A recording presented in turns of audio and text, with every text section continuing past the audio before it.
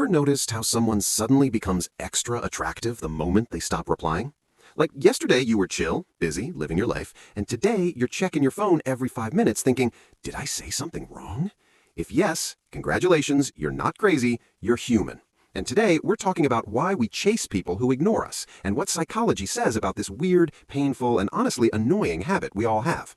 Let's start with a simple truth no one likes to hear. We don't chase people because they're perfect. We chase them because they're unavailable. Think about it. When someone likes you openly, replies fast, cares consistently, your brain goes, okay, cool. But when someone gives mixed signals, replies late, disappears, comes back randomly, your brain goes, wait, what was that? And suddenly they're all you think about, not because of love, but because your brain hates uncertainty.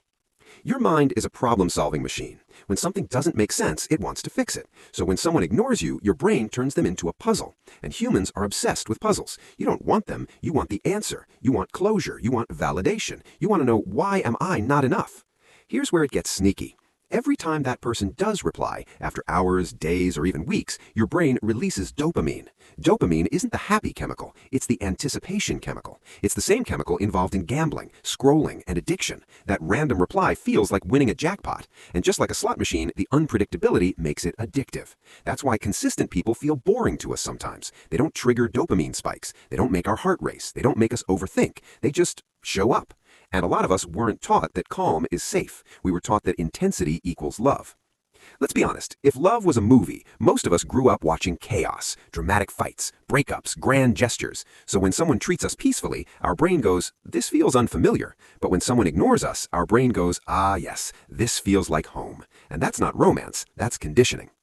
Now let's talk about attachment. Some of us grew up having to earn attention. Maybe love came with conditions. Maybe care was inconsistent. So as adults, we subconsciously chase people who make us prove our worth. Not because we enjoy pain, but because our nervous system recognizes it. Familiar pain feels safer than unfamiliar peace. That's why you'll hear people say things like, I don't know why I want them so badly. The truth is, you're not chasing them. You're chasing the feeling of being chosen by someone who once made you feel invisible. It's not love. It's unfinished emotional business. And here's the funny part. The more someone ignores you, the more you imagine them as special. Your brain fills in the gaps. You start creating a version of them that may not even exist. You don't miss who they are. You miss who you think they could be. The potential, the fantasy, the idea. That's why when you finally get them, sometimes the magic disappears. Suddenly, they're not as interesting. The chase is gone. The mystery is gone. And your brain goes quiet. Because the addiction wasn't the person, it was the pursuit. Let's use a real-life example. Imagine a friend who always replies late. Sometimes they're warm, sometimes cold. You keep thinking about what to say next, replaying conversations, analyzing emojis. Now imagine another friend who replies consistently, checks on you, respects your time. Which one occupies more space in your head? Exactly. Our brains confuse attention with value. When someone withholds attention, we assume they must be valuable. If they're not chasing me, they must be special. But that's a lie our ego tells us. People aren't valuable because they ignore you. They're just unavailable. Another uncomfortable truth. Chasing someone who ignores you gives your ego a mission. If I can make them care, it means I'm worthy. So every ignored message becomes a challenge. Every dry reply becomes motivation. And suddenly, you're not dating. You're auditioning. You're performing. You're shrinking. You're overgiving. And the saddest part, the more you chase, the less attractive you become. Not because you're unworthy, but because chasing flips the power dynamic. And power imbalance kills connection. Let's talk about silence. Silence hurts more than rejection because rejection gives clarity. Silence leaves room for hope, and hope is dangerous when it's attached to someone who doesn't show up. Your brain keeps waiting, waiting for a sign, waiting for a message, waiting for proof that you matter. That's why nights are the worst. Overthinking gets louder when distractions disappear. You replay everything. You imagine conversations that never happened. You plan messages you'll never send. And the person who ignores you becomes the center of your emotional universe without even trying. But here's the plot twist. People who ignore you aren't powerful. Your attention makes them powerful. The moment you stop chasing, the spell breaks. Not immediately, but slowly. Your nervous system calms, your thoughts clear up, and you start realizing how exhausting it was to chase someone who gave you crumbs.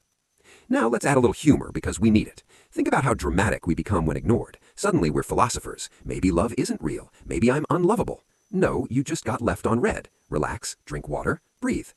The problem isn't that you care. Caring is human. The problem is caring for someone who doesn't care back and calling it love. Real love doesn't leave you anxious. It doesn't make you feel replaceable. It doesn't make you question your worth. So why do we keep doing it? Because walking away feels like loss, even when staying is hurting us.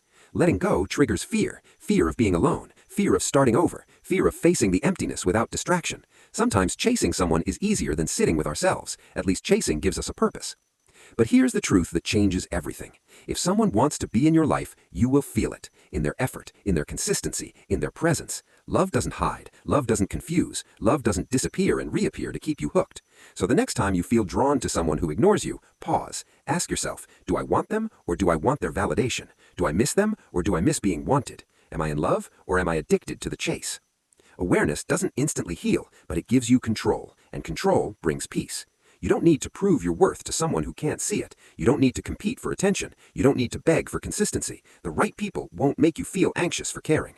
And maybe the real reason this topic hits so hard is because deep down we all want the same thing. To feel chosen, to feel wanted, to feel enough. Just make sure you're not chasing someone who only shows up when it's convenient for them. Because love isn't supposed to feel like withdrawal. And if this felt uncomfortably accurate, yeah, that means it was meant for you.